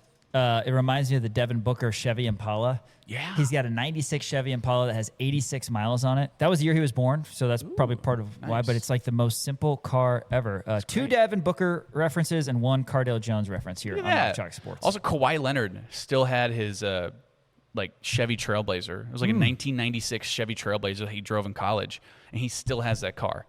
Now he has like 3 other cars too, but he still has that car, which I think is fun. And I think it's really cool that Bill Belichick is driving a car that's probably older than his girlfriend. I figured you were going to drop that in there. That's fun. I think that's cool. I mean, granted, Bill Belichick had like, I have an issue with this though, and here's my issue: is that this is too fabricated because Bill Belichick has 5 other cars. And he chooses to drive a red Volvo. Well, it's just like to have the impression that I'm just a simple guy. Look at me driving a red Volvo while he's living in a mansion with his 24-year-old girlfriend. And he's got 5 other cars in the garage. Yeah, it's like that's all. It's fabricated. It's like the simple houses these guys live in, as if they don't have 3 or 4 more. It's exactly right. No disrespect, they earned it. But. He absolutely earned it. I understand, but I don't know. This Christo Kelly. I mean, he's fully bought in, but. I don't know. I wonder where he got this red Volvo from. And maybe Bill Belichick has been driving this car forever. Maybe he has. But damn well he's got a Porsche in the driveway. And he's driving this red Volvo to try to pretend like he's could be just a simple man, when in reality, it's abundantly clear that he's not. I mean, I don't know. Whatever. Last one here, just stocks down to the Atlanta Hawks. Zeke Mayo, who, by the way, I think finished with like 10 points. 10 points yesterday. All of them I came after the first quarter because the Grizzlies were beating the Hawks in the first quarter 32-2. At one point, it was 21-0. 32-2. It's an interesting looking line score. So Kingston Flemings and Zuby Ejiofor did not play in that game. Yeah. Zeke Mayo did not start in that game. I'm all about other guys getting some action, but boy, 21-0's a rough look. Yeah, 32-2 at the end of the first quarter. I mean, how many of those guys who are on the court are going to get a roster spot? Ugly. I think if you're a Hawks GM, you look at that box score alone, and you say whoever touched the court in that quarter, you're not on the team. Sorry, Zeke Mayo. I think if Zeke Mayo may have 1 minute. I think that was in the second quarter when he had 1 minute. Yeah. And then he got 10 points. 4 of 10 from the field. Yeah, not terrible. But that's sports stock market for today. Appreciate you guys tuning in. After this, some NFL chatter before we close out with more NFL talk, previewing the Denver Broncos, the Week 1 opponent of the Kansas City Chiefs. That's next. ESPN Kansas City, kansasnation.com. Partners of us here at Kansas Nation, Custom Lawn and Landscape. You can visit them online at customlawn.com. They've got an insect control program that helps defend your yard from pesky bugs so your pets and loved ones can enjoy the outdoors this summer more comfortably and safely. Right now, when you sign up for the season, your first application is absolutely free. That's right, your first application is free. A simple way to take back your backyard this spring and summer. Custom Lawn and Landscape, helping you love your lawn without the bugs. Again, visit them online at customlawn.com. All right, we got a couple NFL things we want to get to before we close down Rock Chalk Sports, and appreciate everybody who's getting their weekend started with us here on kansasnation.com. Daniel, NFL Top 100. You mentioned Lamar Jackson a little bit earlier in the show, but why don't you break down how you see this list? Yeah, I'll start off here. Number 1, Quentin Nelson being at 99 is unbelievable. He is a top 50 player. He's a guard for the Colts. Love him to death. Bryce Young at 98. Interesting stuff there. Couple of Chiefs who have already made it onto the list. So you have Creed Humphrey at 94. Do you agree that Creed Humphrey is in the 90s? Because to me, he is by far and away the best center in the NFL. And I think that's unbelievable that they have Creed Humphrey at 94. I mean, there's some good centers in the NFL. I understand that. He dropped 1 spot, so he was at 93 last year. He was first-team All-Pro last year, yes? First-team All-Pro, 4th Pro Bowl, 1,093 snaps, only 8 pressures allowed, and 1 sack allowed. That's pretty damn good. That is pretty good. I'll look through the rest of the list. I'll say there's a couple in the 80s that surprised me with how low these guys are, not Chiefs related. Yeah. But 89, Kyron Williams. Yeah, that was a little surprising. Down 4, by the way. I mean, he's, again, a top 4, 5 back in the league. He's got a great group around him. He had less touchdowns than I thought. He had 10 rushing touchdowns, 3 receiving touchdowns. So 13 touchdowns on the year. It's not bad. I mean, it's still pretty good. 1,252 rushing yards. I mean, it's all right. I mean, I thought he should have been a lot higher as well. NFL Offensive Rookie of the Year, Tet McMillan, 87 was the other one I was going to say. Brock Purdy, 85. That's interesting. I mean, he was not rated last year, so sure, I'll buy that. Jalen Ramsey drops 16 spots. A.J. Brown drops 51 spots to number 80. And Travis Kelce drops 42 spots to number 79. Which, all right. I'm surprised A.J. Brown is 80. You would think he would be where he was last year, which is in the top 50. I mean, he broke 1,000 receiving yards, did have 7 receiving touchdowns last year. I mean, that is kind of crazy that he fell 51 spots. To me, the NFL Top 100 is so interesting because you know that a lot of guys just kind of get forgotten about a little bit. Are you comfortable with A.J. Brown at 80 when Zay Flowers is at 71? No, Zay Flowers is not a better wide receiver than A.J. Brown. That's what I'm saying. And Cortland Sutton's at 68. Yeah. No, I mean, and it's hard to – it really is hard to, compare a Jordan Brooks linebacker for the Dolphins who's 67 to Lamar Jackson, quarterback for the Ravens, who's 69. I mean, it's hard to compare across. So, Lamar Jackson, I did want to talk about this. Lamar Jackson is at 69. Last year, he was at 2. That's great. And to be fair, he did not have a great year this year. But 2,500 yards, 2,550 yards, 2,550 is how many passing yards he had. 21 passing touchdowns, did have 349 rushing yards. Struggled a little bit. 67 spots for him to drop is kind of crazy. To me, Lamar Jackson is still a top, I don't know. 5, probably. Yeah, I'd say top 5. Yeah, I don't think that's out of the realm of possibility.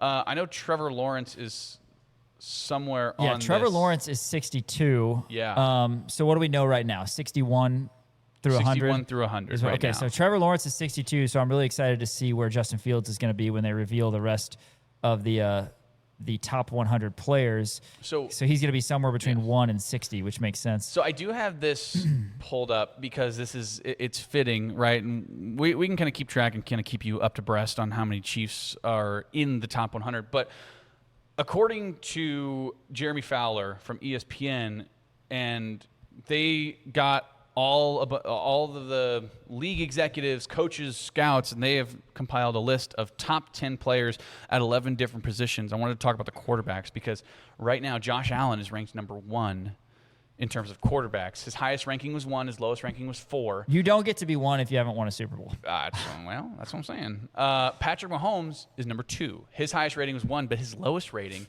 in terms of execs, scouts, coaches, his lowest rating was 9. Somebody had him as the 9th best quarterback in the NFL. Now, he didn't have a great year last year, but still, I think the talent is there. Didn't have a lot of, people or whatever. 3 is Matthew Stafford, who is coming off of an MVP season. I think that's ridiculous. I think it should be, if anybody should be above Patrick Mahomes, it should be Matthew Stafford. I think Patrick Mahomes is a better quarterback than Josh Allen right now. Number 4, Joe Burrow. Number 5 is Lamar Jackson. His highest rating was 1. His lowest rating was unranked, which is crazy. But they have him at 5, and he's at 69 in the NFL top 100. That's crazy. And then number 6, here's a polarizing Fields? one. No, Dak Prescott. Wow. Do not like that whatsoever. So his highest rating was 3, lowest rating was unranked. I mean, talk about polarizing. I mean, that's the same as Lamar. Lamar, highest rating was 1, lowest was unranked. So I'm going to continue this conversation, pulling up this CBS article that I ran into a little bit earlier this week. Jordan Dajani, CBS, broke down the 5 best and 5 worst QB rooms right now. I want your thoughts on this. I'll start with the worst QB situations. Number 5 is the Atlanta Falcons. Michael Penix Jr., Tua Tagovailoa, Trevor Siemian. That is a bad quarterback room. Great. Number 4 is the Miami Dolphins. Even worse, Malik Willis, Quinn Ewers, and Cam Miller. Malik Willis is kind of nice, though. I mean, he performed pretty well, so I guess there's that. He a little bit of a career resurgence, not to the point of Sam Darnold, but I think he was kind of forgotten about in Tennessee and then made a little bit of a name for himself whenever Jordan Love was injured. So there's that. Yeah, he did well with the Packers. Yeah. Number 3, worst QB situations, Arizona. Jacoby Brissett, Gardner Minshew, Carson Beck, former Chiefs legend, by the way. Gardner Minshew. Shout out. Yeah, man, what a career he had with the Chiefs. He finally got a chance to cook after Mahomes got hurt. I know, and tore his ACL immediately. And then he had Chris Oladokun for the rest of the season. Oh, God. That was just, I don't want to remember that. What a weird Christmas night that was. Because it's like you're watching the Chiefs game, but you don't really care. It felt like a preseason game. Yeah, kind of. We're just like, It's strange. The second worst QB situation, they're always going to find themselves on this list. The New York Football Jets. Geno Smith, Cade Klubnik, Bailey Zappi, and Brady Cook. I mean, that hurts even just reading that. Remember when Bailey Zappi, everyone thought he was going to be the next guy? Yeah. Oh, that's so funny. Cade Klubnik is listed as 2, number 2. Zappi 3, and then Brady Cook, your boy. Kind of wild. Brady at 4th. My boy. All right. Okay. Geno Smith. Yeah, that's all right. How was that number 2? I'm excited to hear what number 1 is. I mean, if the Jets are 2 for something being terrible you know who's number 1. The Cleveland Browns. The Cleveland Football Browns. Deshaun Watson, Shedeur Sanders, your boy. Dylan Gabriel, and Talon Green. This article says the Cleveland Browns have owned the weirdest quarterback room in the NFL. Is Dorian Thompson-Robinson not there anymore? It feels like he should be. That's a perfect name to have back on that guy's shirt of all the Browns jerseys. Yeah. Somehow Watson's still on the roster because of that 5-year, $230 million fully guaranteed deal back in 2022. Fully guaranteed. He's favored to win this competition. We'll see. But, Pro Bowler Shedeur Sanders, despite having just a 57% completion percentage and 11 picks. So Deshaun Watson is back from his Achilles injury? Yes. Okay. Okay, sure. I mean, they gotta try to salvage that terrible contract. So you'd think that he's probably going to get the start just because of the fact that they don't want to feel like they wasted $250 million, right? Even though he's a sex pest. He is a sex pest. Man, Shedeur Sanders did go to a Pro Bowl, though. So not surprising the Browns and the Jets kind of lead the way in terms of sucking at something. Yeah, sure. Best quarterback situations, number 5, the Baltimore Ravens, with the 69th best player in the NFL, according to ESPN, Right. Lamar Jackson, alongside Tyler Huntley, your boy Skylar Thompson. Also Pro Bowler. And Diego Pavio. What an interesting... That's going to remember be Tyler Huntley? Tyler Huntley was with the Browns for a while. He made a Pro Bowl. Fine. Yeah, I don't have. It's a good quarterback room. It is. Then we've got the L.A. Rams, Matt Stafford, Ty Simpson. Yeah, number Stetson 15 Bennett, pick. Oh, is he still there? and some guy named Matthew Caldwell. Who the hell is Matthew I Caldwell? thought, is Max Dugan no longer? He's at least not on the Rams. Oh, man. All right. Former NCAA championship appearance quarterback, Max championship Duggan. appearance quarterback is the way to. Well, did he even appear? I mean, did they even show up? They didn't show up. This is where I have a problem. Number 3, this team should be higher on this list, best quarterback rooms in the NFL. The Kansas City Chiefs, who should be at number 1 because of the strength of their top 2. Oh my God. Patrick Mahomes, Justin Fields, Garrett Nussmeier, and yes, Chris Oladokun. I knew you were going to make this a Justin Fields thing. Mahomes, the face of the NFL, the best quarterback, the best player in the NFL, probably a top 5 quarterback of all time right now. But Justin Fields. But then you've got Justin Fields, who...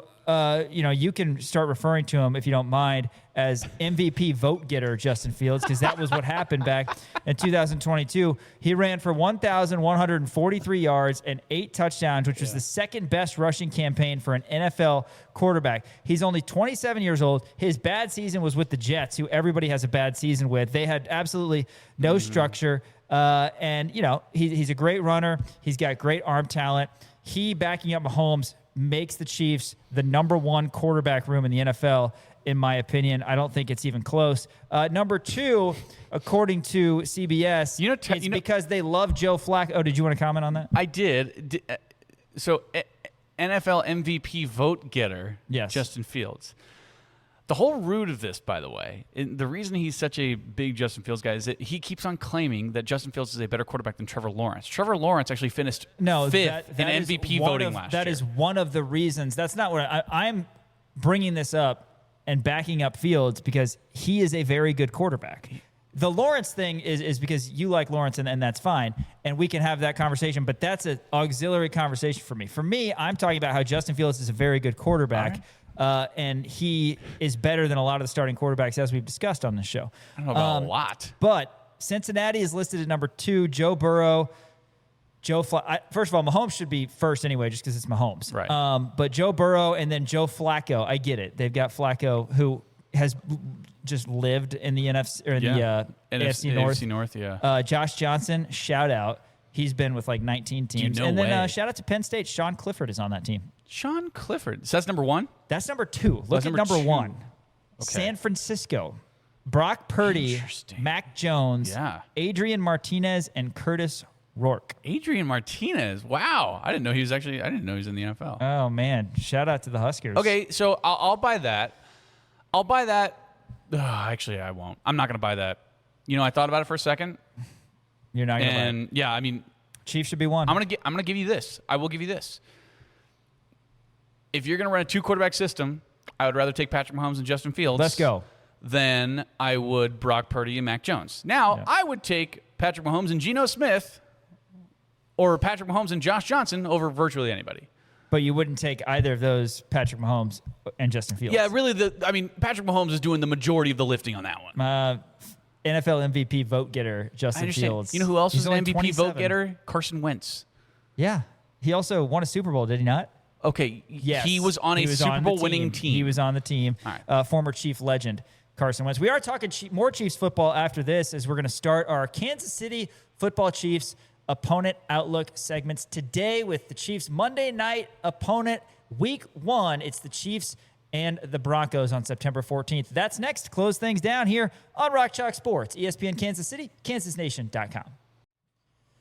Sean Kellerman, Dan Courtwright, Tyler Brewer, Elijah Schmidt with you today. You know the feeling. The Fieldhouse gets loud, the chant starts low, and the Jayhawks bring the energy. That is Lawrence. Ameritrust Credit Union thinks your money deserves that same feeling.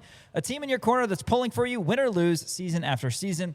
Financial well-being isn't just something they offer, it's why they exist. First car, first home, first business. Whatever's next in your money story, they are right around the corner at 6th and Wakarusa in West Lawrence. Real people making real decisions, locally. Ameritrust Credit Union is the official financial well-being partner of Kansas Athletics. Stop by the branch or visit ameritrust.org.